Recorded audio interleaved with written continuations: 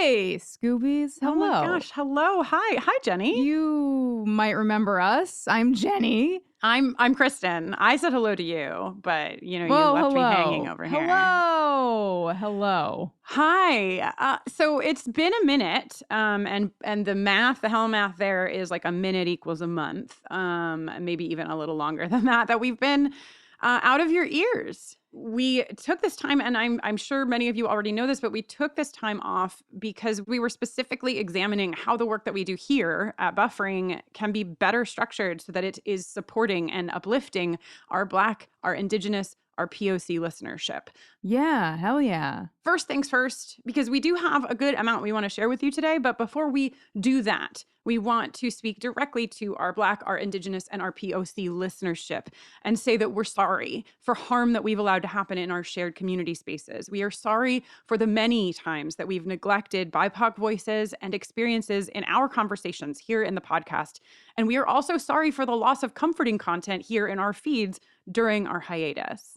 Yeah, and as we continue through this message today, you're going to hear us sharing information, and sometimes we're going to be reading. It's really important with what we're talking about to deeply consider language. Yeah. These are very nuanced and critical topics, Yes. like racism and white privilege and white supremacy. It's very serious, so don't be alarmed. We are not robots. We just want very much to be clear in our language.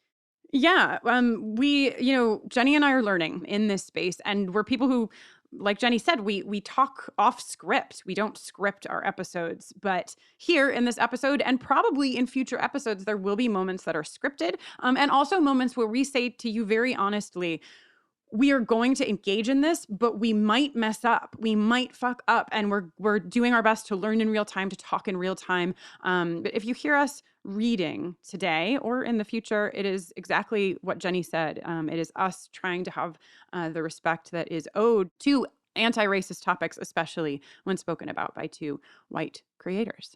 You might be wondering what we've been up to. Mm-hmm. Let me illuminate for you that we have hired consultants, community members, and pop culture experts to help us begin work on restructuring the podcast to have an anti-racist base and to bring the work of becoming and staying anti-racist into our community as a whole. One of our goals is to undo some of the erasure that we've contributed to the Buffyverse and to begin to make amends and reparations moving forward. This is exciting and challenging work, and the goal of improving our community spaces will require an ongoing commitment. Yeah, and this work and the commitment to it starts with us, with Jenny and I. And in our own lives, we're examining the ways that we've already failed BIPOC communities. We're looking more closely at how white supremacist structures have informed the way we intake the world around us and the way that we show up as individuals and as creators.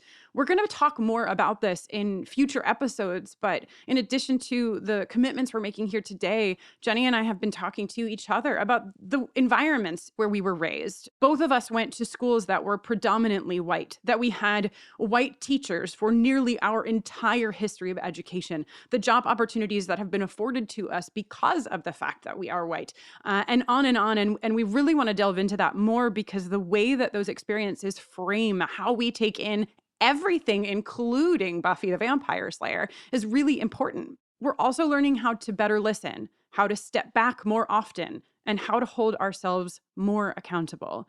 You are going to hear more about those processes and more about our personal histories as we move forward.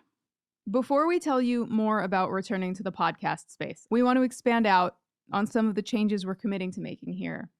And all of these commitments, as they shift and grow, can also be found at bufferingthevampireslayer.com/justkeepfighting. If you want to know, you want to remind yourself what we're up to, it's there for you. Mm-hmm. Starting today, we will be opening up our Patreon-only community to Black and Indigenous listeners at no cost in order to increase the perspectives in those spaces and help bring in more listeners who may be living with economic disparities in their day-to-day lives as a means of reparations.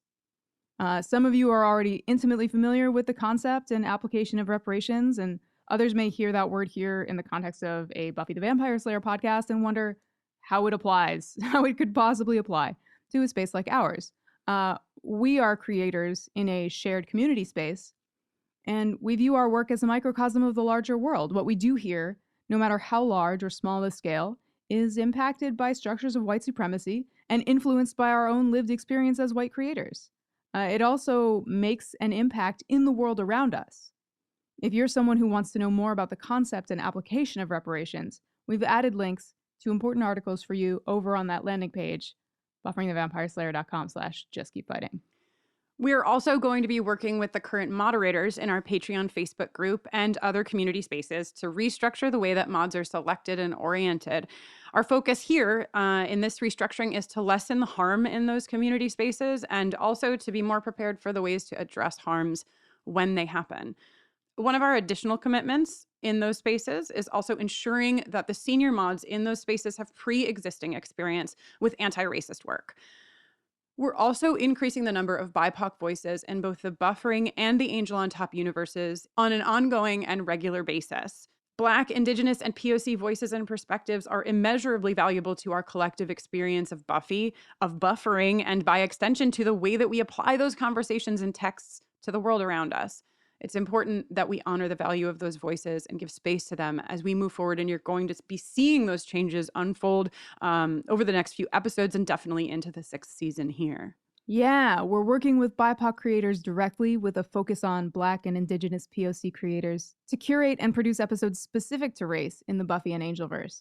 Before we return on July 15th with our episodic conversation about Season 5, Episode 18, Intervention, we will be releasing an episode, a really amazing episode, featuring LaToya Ferguson, Alanna Bennett, and Ira Madison III in an overarching conversation on the treatment of race in the Buffy and Angelverse as one of our first actions toward reparations.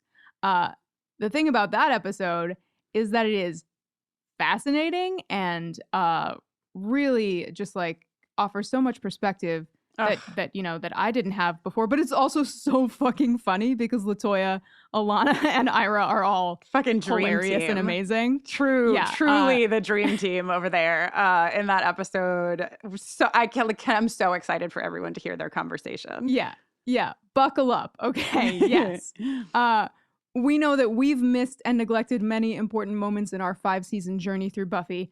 And this episode is going to be the first in an ongoing series that's going to feature many different BIPOC voices to continue these reparations.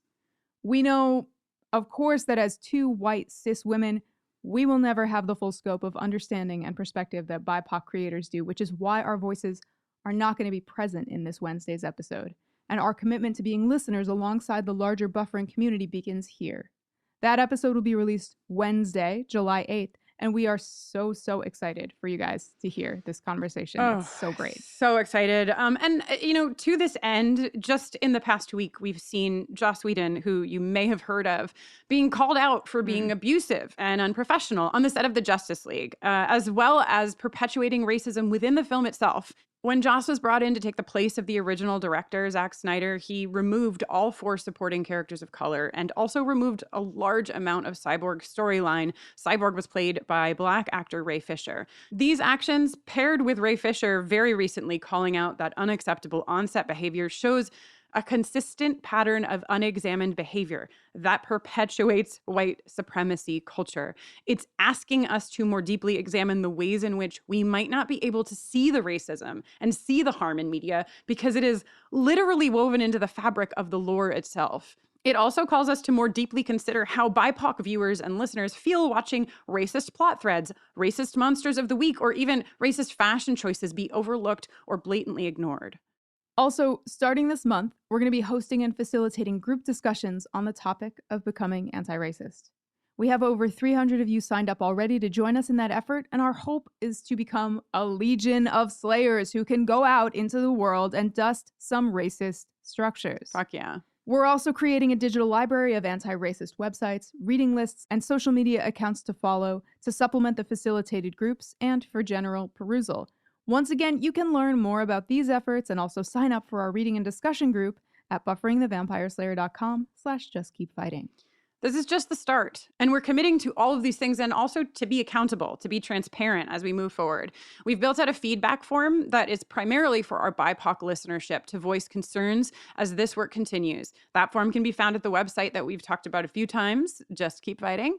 And the form is going to be monitored by Jenny and I, but also a POC consultant who's going to be working with us to help in the receiving and implementation of the feedback. Working with a POC consultant is not intended to defer our responsibility or accountability. It's intended to create a safer space for our BIPOC listeners to access with their concerns.